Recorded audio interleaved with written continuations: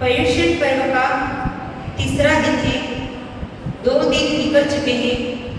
पहला दिन था उत्तम क्षमा धर्म का, जिसमें क्रोध का शमन करने की बात कही है। जिस इंसान के अंदर क्रोध रहता है तब तक वह सम्यक दर्शन को प्राप्त नहीं कर सकता है। सेकेंड दिन था उत्तम मार्दव धर्म, जिसमें मान कषाय का शमन करने की बात कही है। जब तक इंसान मानी होगा तब तक वो ज्ञानी नहीं हो पाएगा। जब तक उसके अंदर मान कषाय बैठी रहेगी तब तक वो ज्ञानी नहीं बन पाएगा। और आज है उत्तम आर्जव धर्म का दिन। उत्तम आर्जव, आर्जव मतलब क्या होता है? जैसे मार्दव शब्द होता है वो मृदु से बनता है, मृदु धातु से बनता है। उसी तरह से आर्जव शब्द है वो ऋजु शब्द से बनता है। ऋजु का अर्थ होता है क्या? क्या होता है ऋजु का अर्थ? सरल। ऋजु का अर्थ होता है सरल। तो ये आर्जव धर्म क्या करने का संदेश देता है? अपने जीवन में सरलता लाने का संदेश देता है। जब तक हमारे अंदर माया कषाय बैठी हुई होगी, जब तक हमारे अंदर माया कषाय बैठी होगी तब तक हमारे अंदर उत्तम आर्जव धर्म अपने जीवन में कभी भी अवतरित नहीं हो सकेगा। माया कषाय को छोड़ना पड़ेगा। जब भी आप कभी मायाचारी करते हो तब क्या होगा? आचार्य उमा स्वामी भगवान तत्वसूत्र में कहते हैं कि माया तेर्यक योनस्य, मतलब जो इंसान मायाचारी करता है, छल कपट करता है, किसी को धोखा देता है, तो उसकी कौन सी गति का बंद होता है? तिर्यंच गति का बंद होता है।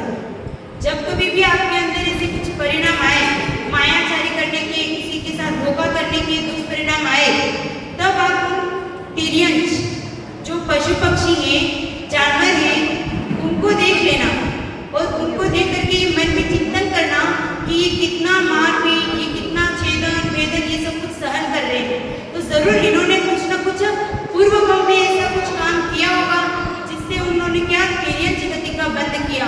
तो कहीं हमारी भी कहीं ऐसी गति ना हो जाए जिससे हम मतलब मायाचारी करें और हमारी तिर्यंच गति ना हो जाए। मीरा का नाम सुना है आप सबने? सुना है ना? राजस्थान की चित्तौड़गढ़ की रहने वाली थी मीरा, जो कृष्ण की अनन्य भक्त थी। मीरा बिल्कुल कपटी नहीं थी।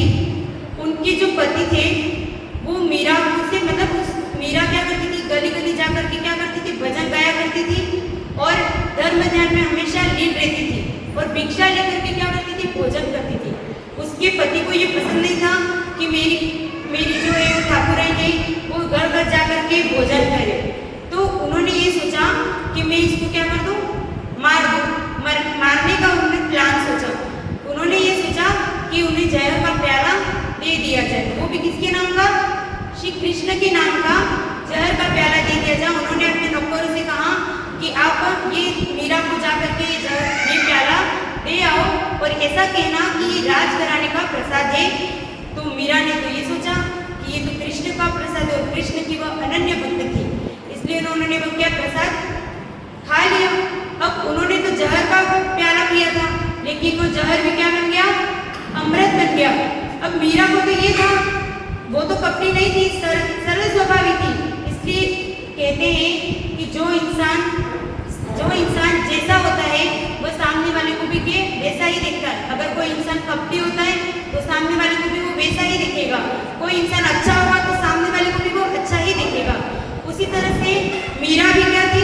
सरल स्वभावी थी। इसलिए उसको ये नहीं पता था कि मेरे को कोई जहर का प्याला दे रहा है। उसने तो वो अमृत समझ करके, कृष्ण का प्रसाद समझ करके पी लिया और मीरा अमर हो गई। और उनका पति देखते ही रह गया कि ये तो मैंने इसे जहर का प्याला दिया था, फिर भी तो नहीं मरी। ये होता है सरलता का परिणाम। सरलता जिस दिन अपने जीवन में आ जाएगी उस दिन उत्तम आर्जव धर्म हमारे जीवन में क्या हो जाएगा? अवतरित हो जाएगा। जैन धर्म में सोमा सती का उदाहरण आता है। सुना है सोमा सती का नाम? सोमा सती के पति ने उसको एक घड़े में उनको हार समझ करके मतलब नाग दिया था, हार के रूप में दे दिया। अब सोमा सती ने तो उस नाग को हार समझ करके जैसे ही पहनने की कोशिश की तो वो नाग था वो तो हार बन गया और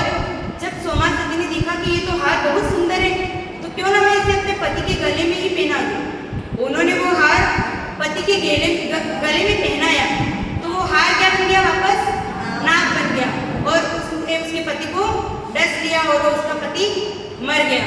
तो अब सोमा सती तो कपटी नहीं थी और उसका पति ने क्या किया था, मायाचारी की थी उसको मारने के लिए, लेकिन वो खुद मर गया। इसलिए जो दूसरों के लिए गड्ढा खोदता है उसके लिए खाई खोद जाती है। आचार्यों ने मायाचारी के 5 भेद बताए। पहले नंबर की मायाचारी होती है निकृति मायाचारी। निकृति मायाचारी में व्यक्ति किसी भी तरीके से उल्टा सीधा किसी भी तरीके से इंसान को ठगने की कोशिश करता है। एक कथा है जिसमें एक पंडित जी गाय के जो बछड़ा था ना, गाय का बछड़ा, उसको कंधे पर उठा करके ले जा रहे थे। तो रास्ते में उन्हें क्या, एक ठग मिला।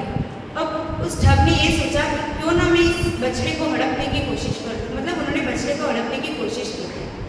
तो उन्होंने उस ठग ने पंडित जी से ये कहा कि पंडित जी आप कुत्ते का पिल्ला उठा करके क्यों ले जा रहे हो, आप कुत्ते के पिल्ले को उठा करके क्यों ले जा रहे हो। तो पंडित जी ने कहा अरे तेरी आंखें खराब है क्या, तेरा दिमाग खराब हो चुका है क्या, मैं तो गाय के बछड़े को उठा करके लाया। अब ऐसा कर करके पंडित जी आगे बढ़ गए। थोड़ा आगे बढ़े, एक दूसरा ठग मिला।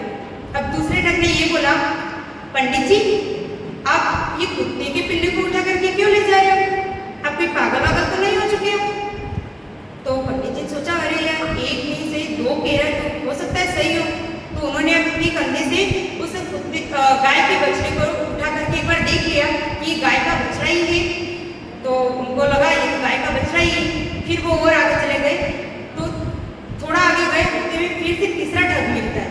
अब वो तीसरा ठग ये कहता है पंडित जी आपको शर्म नहीं आ रही जो आप इस कुत्ते के पिल्ले को उठा करके ले जा रहे हो, आपके गांव वाले आपके सब समाज में हंसी मजाक उड़ाएंगे।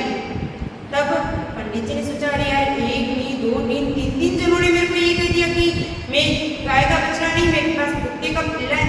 उन्होंने ये सोचा कि सही में मेरे पास तो कुत्ते का पिल्ला ही है। तो उस कुत्ते के पिल्ले को, मतलब जो गाय का बछड़ा था, उसको वहीं पर छोड़ करके क्या गए, चले गए।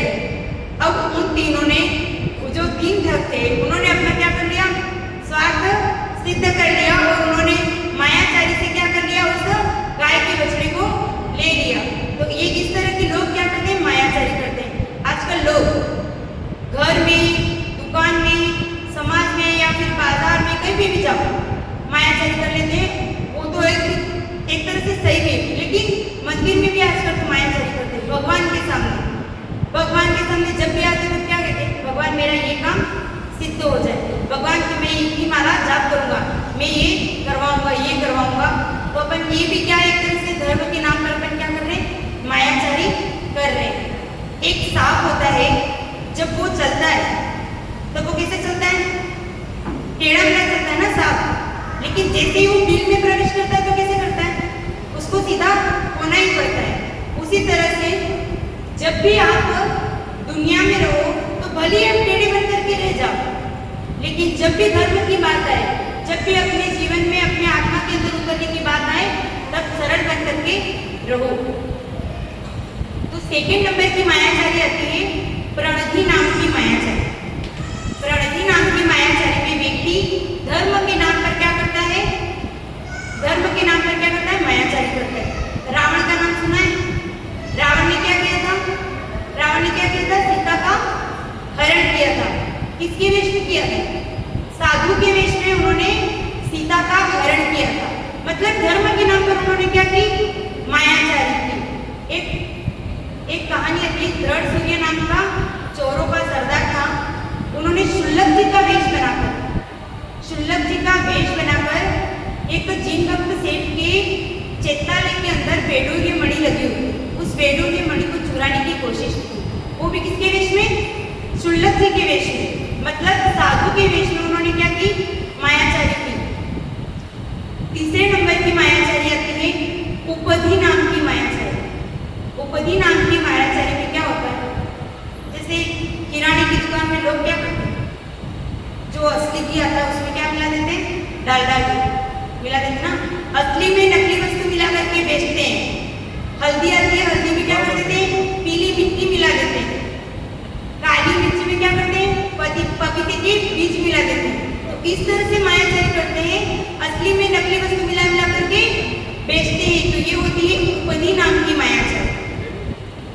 चौथे नंबर की मायाचारी आती है साथी प्रयोग नाम की मायाचारी।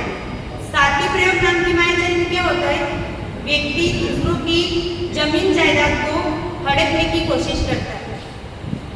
जैसे कोई दो भाई है, उनमें से किसी भाई के पास में ज्यादा जमीन है, जायदाद है, तो वो उसको क्या करता है, हड़पने की कोशिश करता है। तो ये होती है साथी प्रयोग नाम की मायाचारी। और पांचवें नंबर की होती है प्रतिकुंचन नाम की मायाचारी। उसमें व्यक्ति क्या करता है, जैसे अपन दिन भर में बहुत सारे पाप करते ना, लेकिन क्या हम भगवान के सामने उनका प्रायश्चित लेते? नहीं लेते। अपने अगर कभी ऐसा कुछ पाप हो गया होगा, कोई हिंसा हो गई होगी अपने से, किसी बड़े जीव की जाने अनजाने में ही सही पर हिंसा हो गई होगी, तो हम क्या भगवान के सामने आकर के उनका प्रायश्चित देते या गुरु के पास में जाकर के प्रायश्चित देते? नहीं लेते।